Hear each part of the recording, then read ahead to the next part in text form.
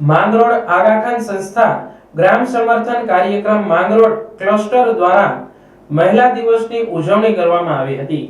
આ અવસરે માંગરોળ તાલુકાના 19 ગામોમાંથી 135 જેટલી મોટી સંખ્યામાં મહિલાઓ હાજર રહી હતી।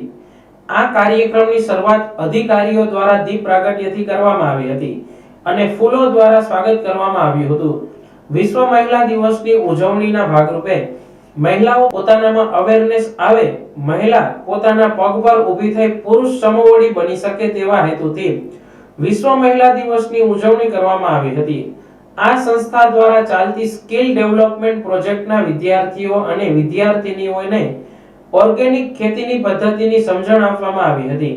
આ કાર્યક્રમ સફળ બનાવવા માંગરોળ ટીડીઓ દિલાવરસિંહ ચાવડા, મદદનીશ મત્સ્ય ઉદ્યોગ નિયામક મયુરીબેન ઠાકર, મહિલા હેલ્પલાઇન 181 ના જિજ્ઞાસાબેન જાદવ, પોલીસ ડિપાર્ટમેન્ટ કર્મચારીઓ, શારદાગ્રામ બીઆરએસ કોલેજના પ્રિન્સિપાલ પીએસ ગજેરા અને મોટી સંખ્યામાં મહિલાઓ હાજર રહી હતી।